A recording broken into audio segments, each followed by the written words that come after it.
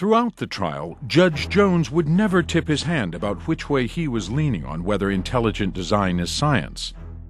But science was not the only issue before the court. The climax of the trial would be the judge's ruling on a question stemming from a different line of evidence. When they introduced intelligent design into the classroom, were members of the Dover School Board motivated by religion? If so, that would amount to a violation of part of the First Amendment to the Constitution, the Establishment Clause, which mandates the separation of church and state. In order to prevail, we needed to prove either that the school board acted for the purpose of promoting religion or that its policy has the effect of promoting religion. It's either purpose or effect, either one. The Establishment Clause says that Congress cannot pass a law which promotes one religion over another. And that trickles all the way down to any state action, and in this case, the actions of a school board. But what evidence was there that the school board was motivated by religion? Months before the trial, when Bertha Spar had unpacked the boxes containing the 60 copies of Pandas given by an anonymous donor, she found a clue. I was directed by the administration to unpack the boxes, count the books, stamp, and number them. In the bottom of the box, I found a catalog. I opened the catalog to see what they had to say about the book in question, and at the very top of the catalog page, it was listed under Creation Science. This should certainly be a smoking gun and would be a benefit to us somewhere down the road. This information was handed off to the National Center for Science Education. The NCSE was helping the lawyers who were arguing to keep intelligent design out of Dover High School. Knowing of Pandas and People would be central to the case, Nick Motzke investigated the book. When the court case was filed and Pandas was adopted in the policy, it became clear that Pandas was going to be the representative of intelligent design for the purposes of this case. And so the history of that book became important, the arguments it made became important, and we undertook to dissect these various aspects in preparation for the case. Motzke dug into Pandas, examining it page by page, and scouring the internet to see what he could unearth about its history.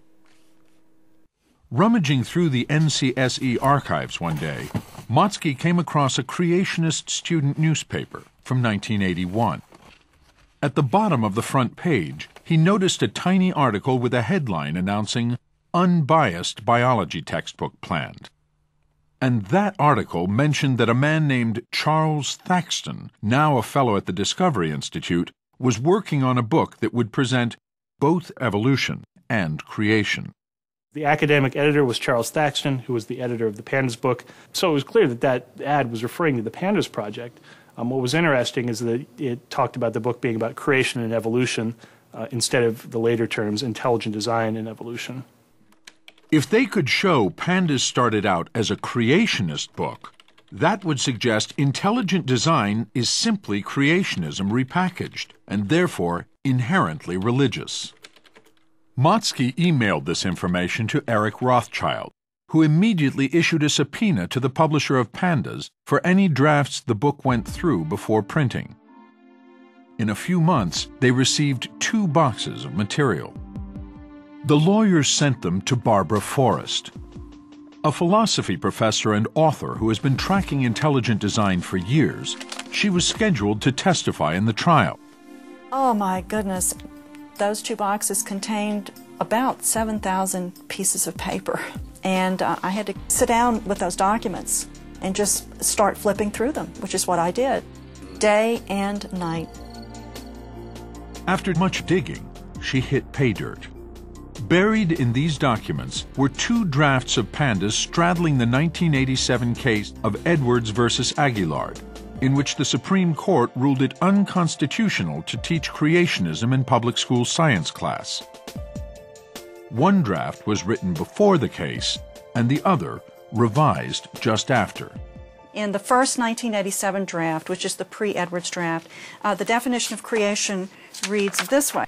Creation means that various forms of life began abruptly through the agency of an intelligent creator with their distinctive features already intact, fish with fins and scales, birds with feathers, beaks and wings, etc. The same definition in this draft, after the Edwards decision, reads this way. Intelligent design means that various forms of life began abruptly through an intelligent agency with their distinctive features already intact, fish with fins and scales, birds with feathers, beaks, etc.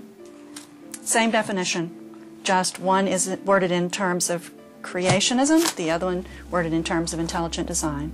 Everyone said intelligent design is creationism relabeled. Never in our wildest dreams, though, did we think that this would actually be recorded in paper in a way that could be documented in a court case. And that became probably our best single piece of evidence at trial. Barbara Forrest's testimony would make a strong case that the Dover School Board was thrusting religion into the classroom.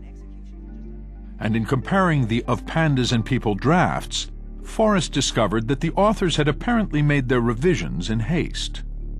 In cleansing this manuscript, they failed to replace every word properly. I found the word creationists,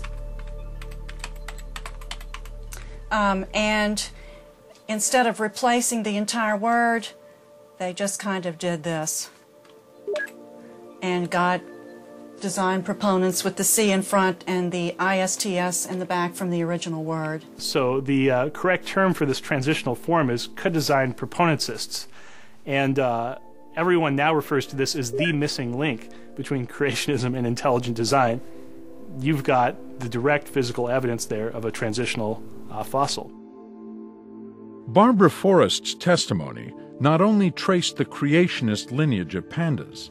Citing a Christian magazine's interview, Forrest let one of the intelligent design movement's own leaders, Paul Nelson, speak for himself. The question he was asked was, is intelligent design just a critique of evolutionary theory, or does it offer something more? Does it offer something that humankind needs to know? And this is his answer, quote, "Easily the biggest challenge facing the ID community is to develop a full-fledged theory of biological design. We don't have such a theory right now, and that's a real problem. Without a theory, it's very hard to know where to direct your research focus. Right now we've got a bag of powerful intuitions and a handful of notions such as irreducible complexity, but as yet no general theory of biological design," end quote. The evidence she brought into that courtroom really exposed the hypocrisy of the intelligent design movement in a way that's irrefutable.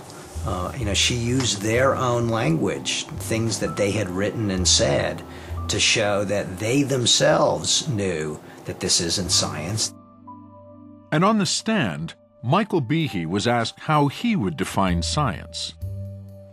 Dr. Behe, using your definition, intelligent design is a scientific theory, correct? Yes. Under the same definition, astrology is a scientific theory, using your definition, correct? Using my definition, a scientific theory is a proposed explanation which focuses or points to observable physical data and logical inferences. There are many things throughout the history of science which we now think to be incorrect, which would fit that definition. Yes, astrology is in fact one. So is the ether theory of the propagation of light, and many other theories as well. The ether theory of light has been discarded. That is correct. But you're clear. Under your definition, the definition that sweeps in intelligent design, astrology is also a scientific theory. Yes, that's correct.